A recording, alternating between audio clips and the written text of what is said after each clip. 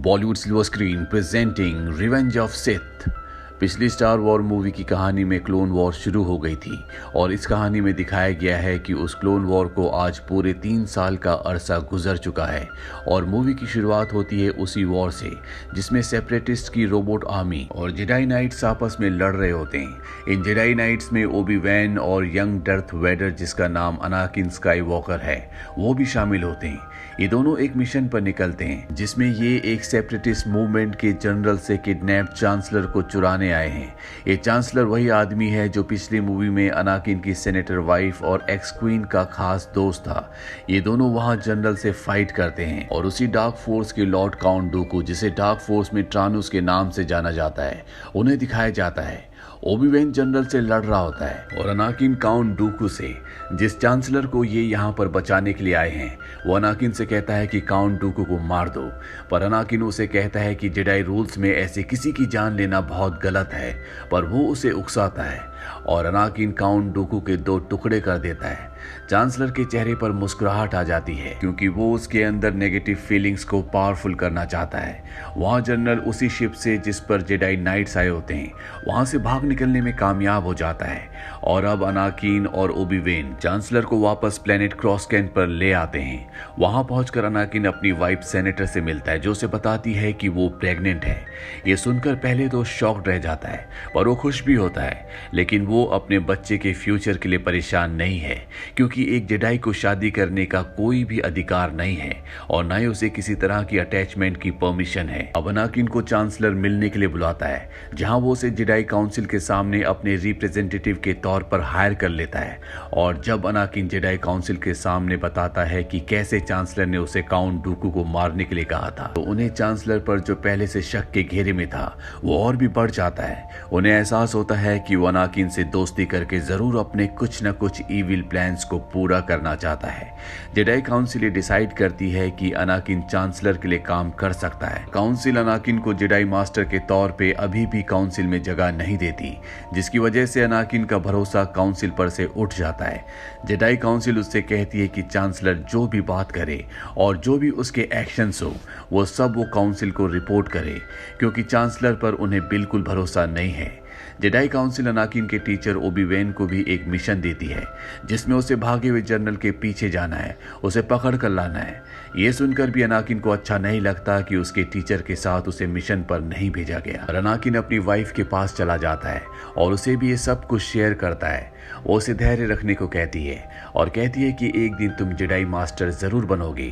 रात को सोते हुए अनाकिन के अचानक से बुरे सपने से आंख खुल जाती है और वो उठकर बाहर आ जाता है। उसके पीछे उसकी वाइफ भी आती है और उससे पूछती है क्या हुआ। अनाकिन कहता है कि मुझे वैसे सपने आ रहे हैं जैसे माँ की मौत के वक्त आया करते थे और अब मैं इन सपनों में तुम्हें देखता हूँ कि तुम्हारी बच्चा पैदा करते हुए मृत्यु हो गई है। वो ये सुनकर उसे हौसला देती है कि ऐसा कुछ भी नहीं होगा। अनाकिन भी उसे कहता है कि इस बार वो अपने प्यार करने वालों के साथ कुछ नहीं होने देगा।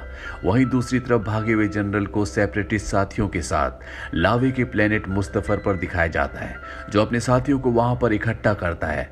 पर यहाँ पर अब ओबी वैन भी पहुंच जाता है और वहां पहुंचकर वो उस जनरल को मार देता है ताकि ये चल रही जंग हमेशा के लिए खत्म हो सके। वहीं चांसलर अनाकिन को फिर से अपने पास बुलाता है और उसके साथ अपनी डार्क फोर्स की नॉलेज शेयर करता है और उसे बताता है कि कैसे डार्क फोर्स को यूज करके वो अपने प्यार करने वालों को मौत से बचा सकता है। दरअसल चांसलर ही डार्क फोर्स का एम्परर है और अब काउंट डूकू के मरने के बाद उसे एक और जेडाई योद्धा की जरूरत है जिसे वो अपनी बातों के जाल में फंसाकर डार्क फोर्स का हिस्सा बना सके। इसीलिए वो ये सब तरीके अनाकिन पर आजमा रहा होता है। अनाकिन मौत से बचने की बात सुनकर चांसलर की तरफ अट्रैक्ट होता है क्योंकि वो अपनी पत्नी को, जिससे वो बहुत प्यार करता है, उसे किसी भी कीमत पर मौत से बचाना चाहता है। उसने अपने सपनों में, अपने विजन्स में उसको मरते हुए देखा है, लेकिन अभी भी वो चांसलर को यानी कि डार्क फोर्स को ज्वाइन करने के लिए कंफ्यूज्ड होता है। अब वो चांसलर की हकीकत जान चुका है, इसीलिए अनाकिन जेडाई काउंसिल जाता है और उन सबको चांसलर की असल हकीकत बता देता है। वो वो सब जेडाई मास्टर मिलकर चांसलर को अरेस्ट करने जाते हैं और अनाकिन को वहीं रुकने के लिए कहते हैं। चांसलर एक एक करके सभी जेडाई मास्टर्स को मार देता है और अब सिर्फ एक ही बचता है जो चांसलर से लड़ रहा होता है। वहीं अनाकिन को अपनी वाइफ के लिए परेशान दिखाया जाता है। उसे लगता है कि उसे बचाने का सिर्फ एक ही तरीका है और वो चांसलर के पास है, इसीलिए वो तय करता है कि वो चांसलर का साथ देगा। वो वहां पहुंचकर उस जेडाई मास्टर का हाथ काट देता है जो चांसलर पर वार करने वाला होता है और इस तरह वो चांसलर को अपना मास्टर मान लेता है और डार्क फोर्स ज्वाइन कर लेता है और चांसलर उसका नाम लॉर्ड वेडर यानी कि डर्थ वेडर रखता है। अब रिपब्लिक कमांड में आकर चांसलर अपने क्लोन आर्मी को ऑर्डर देता है कि उनके साथ सभी जेडाई मास्टर्स जो सेपरेटिस्ट आर्मी से लड़ रहे हैं उन्हें मार दिया जाए। वो क्लोन आर्मी सभी जेडाई मास्टर्स को मार देती है सिवाय योद्धा और अनाकिन के जेडाई टीचर ओबी वेन के।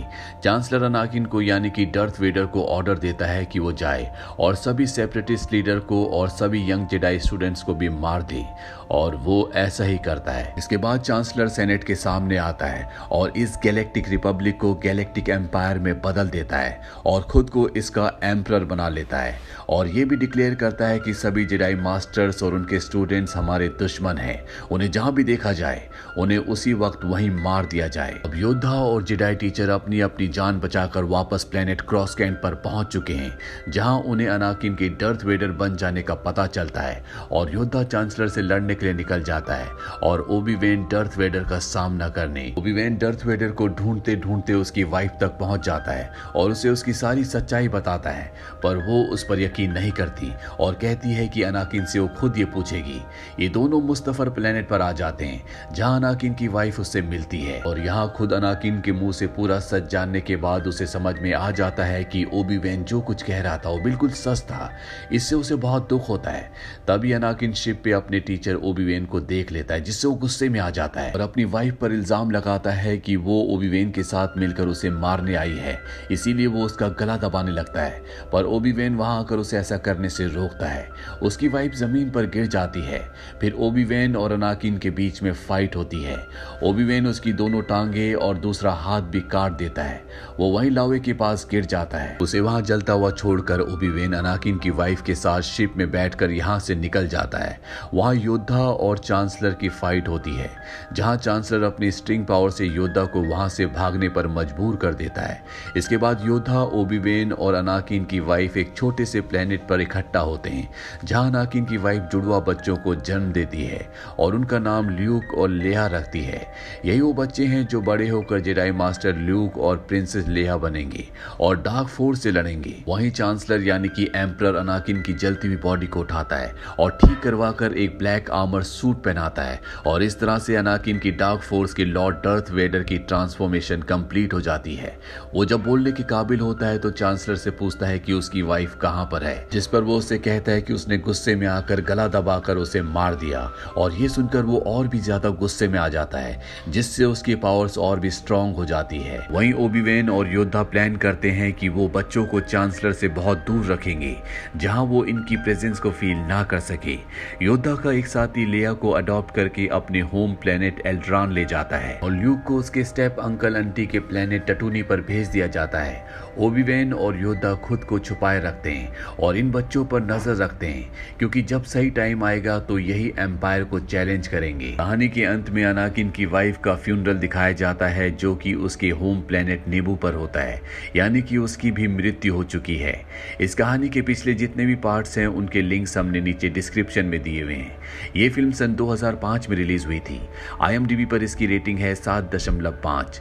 इस फिल्म का बजट था $113 मिलियन और बॉक्स ऑफिस पर इसने कमाई की थी $869 मिलियन की।